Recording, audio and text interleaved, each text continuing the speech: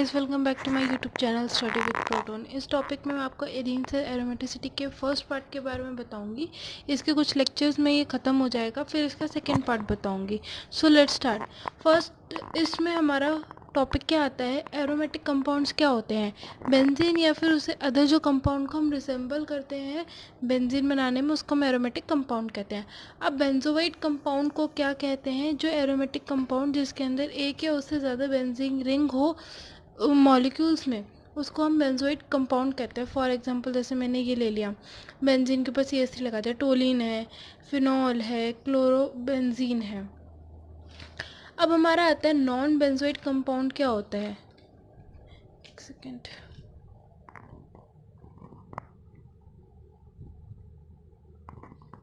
Non benzoate compound क्या होता है, वो एरोमेटिक कंपाउंड जिसके अंदर कोई भी बेंजीन रिंग कंटेन नहीं होती उस मॉलिक्यूल्स में। जैसे कि हो गया ट्रोप्लोन, एजोलिन और भी बहुत सारे कंपाउंड्स होते हैं। बेंजीन क्या होता है, सबसे पहले what the question is come, that is what is benzene. Benzene है क्या, ये एक हाईली अनसैचुरेटेड मॉलिक्यूल है। ये एडिशन रिएक्शन में नहीं जाता है या फिर एडिशन में नहीं जाता है। इसमें रेजिस्टेंस होता है ऑक्सीडेशन के लिए। ये अनइफेक्टेड रहता है जब हम उसको ट्रीट करते हैं किसी पावरफुल ऑक्सीडाइजिंग एजेंट के साथ, जैसे कि क्रोमिक एसिड हो गया, पोटेशियम परमैंगनेट हो गया, और भी बहुत सारे हैं। अब स्ट्रक्चर ऑफ बेंजीन क्या है, जब हम C6H6 को 3H2 in the presence of निकल और इतने टेम्परेचर पे करते हैं 473 to 523 केल्विन पे, तो हमारे पास क्या आता है, C6H12 आता है। ऐसी जब मैं C6H12 को O3 के साथ रिएक्ट करूँगी तो C6H6O3 होल ट्वाइस 3 आता है, होल होल होल का 3 आता है यहाँ पे। जैसे मैंने यहाँ पे C6H6 लिया और उसको मैंने Cl2 के साथ करा इन प्रेजेंस ऑफ सनलाइट, तो मेरे पास क्या आ गया, C6H6Cl6। अब बेंजीन न्यूक्लियस और उसकी साइड चेन क्या होती है, जो रिंग जिसके अंदर 6 कार्बन एटम प्रेजेंट होते हैं बेंजीन में, उसके साथ डेरिवेटिव, उसको हम कहते हैं न्यूक्लियस। और कोई एल्काइल ग्रुप या फिर कुछ जिसके अंदर एटलीस्ट 1 कार्बन एटम अटैच्ड उस रिंग के साथ, उसको हम कहते हैं साइड चेन। ये हो गई हमारी साइड चेन, ये हो गया हमारा न्यूक्लियस।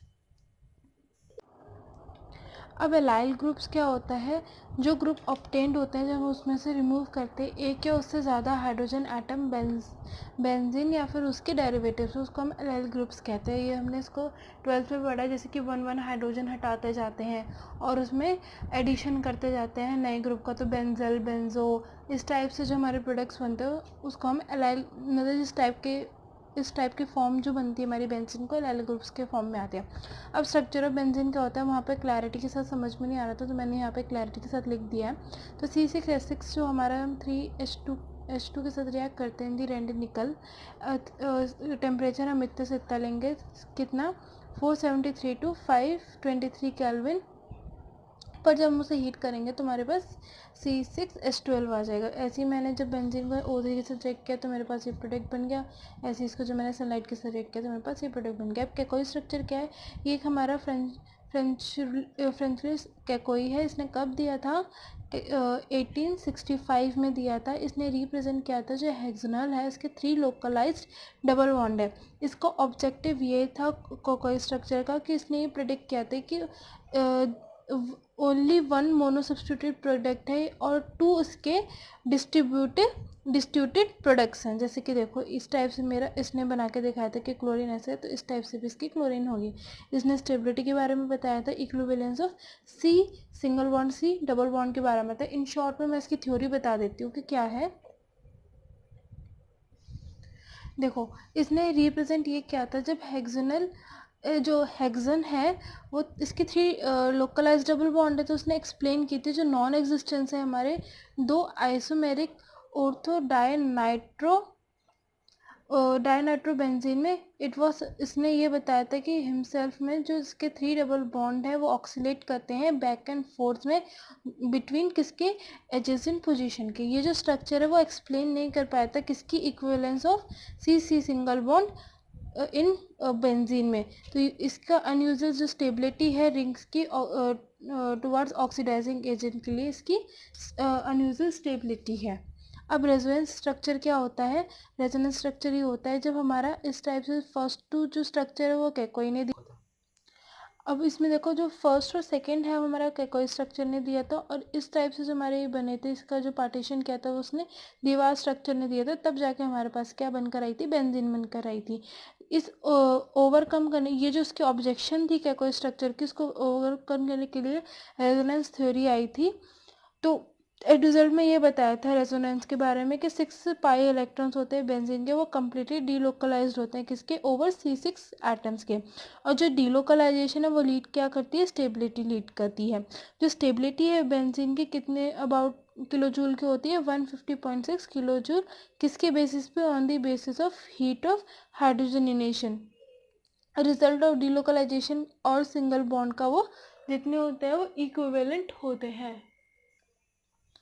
अब रेजोनेंस एनर्जी और डीलोकलाइजेशन एनर्जी क्या होती है? ये डिफाइंड होता है जब डिफरेंस होता है हमारा internal energy of resonance hybrid के, और जो मोस्ट स्टेबल कोनिकल फॉर्म होती है वो होती है रेजोनेंस एनर्जी या फिर डीलोकलाइजेशन एनर्जी। अब कैलकुलेशन ऑफ रेजोनेंस एनर्जी का क्या होता है? Heat of hydrogenation. ये जब अमाउंट ऑफ हीट इवॉल्व होती है जब 1 मोल ऑफ अनसैचुरेटेड कंपाउंड को हम हाइड्रोजनेटेड करते हैं किसके प्रेजेंस में? कैटलिस्ट के प्रेजेंस में। तो हमारे पास क्या बनकर आता है? इससे हम कैलकुलेट करते हैं रेजोनेंस एनर्जी। ये जो हमारी है मॉलिक्यूलर ऑर्बिटल है स्ट्रक्चर का, इस टाइप से हमारी मॉलिक्यूलर ऑर्बिटल स्ट्रक्चर बनती है। और ये जो है sp2 हाइब्रिडाइजेशन बनाता है, और इनके बीच में जो ये जो शेडेड पार्ट है वो सिग्मा सिग्मा सिग्मा बॉन्ड बनाते हैं। सिग्मा क्या है? सिग्मा बॉन्ड इसका स्केलेटन है बेंजीन का, और ये जो एंगल्स हैं इनके हर इसके बीच में जो एंगल्स बनेंगे वो 120 डिग्री के एंगल्स बनेंगे। Thank you for giving a valuable time. Next topic इसका लास्ट टॉपिक है जो हमारा एरोमेटिसिटी के बारे में होगा। और thank you for giving a valuable time. Please like share and subscribe so that other students get benefit of my notes.